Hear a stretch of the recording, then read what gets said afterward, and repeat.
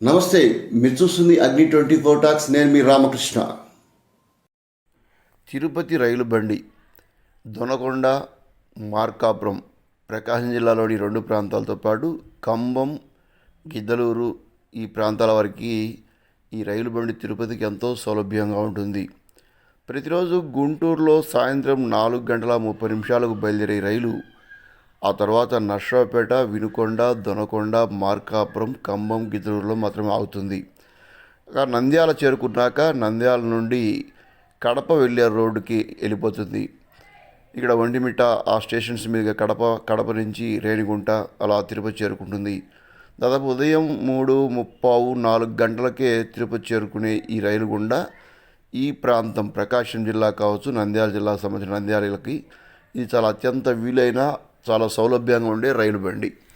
అయితే జనరల్ బోగీలు తక్కువగా ఉండడంతో సాధారణ ప్రయాణికులు నానా ఇక్కట్లు, నానా కచట్లు పడుతుంటారు.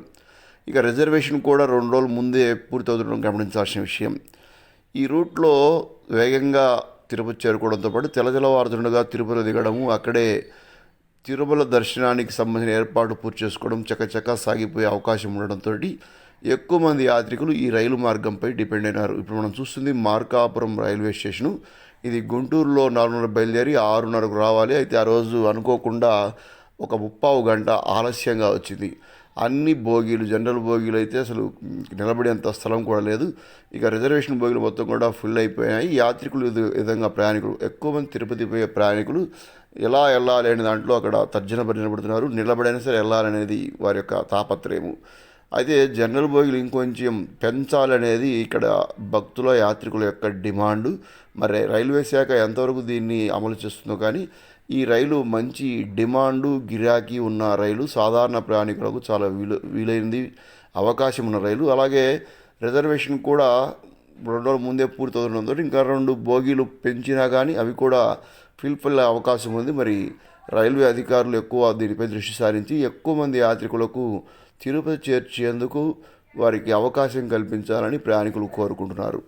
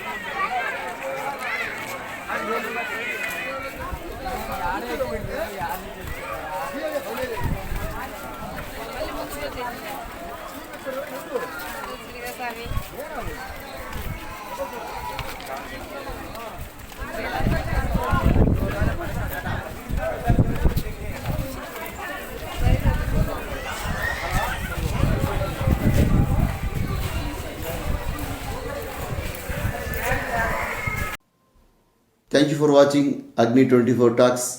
ఈ వీడియో నచ్చితే లైక్ చేయండి, షేర్ చేయండి, సబ్స్క్రైబ్ చేయండి, మా ఛానల్కి సపోర్ట్ చేయండి. Thank you.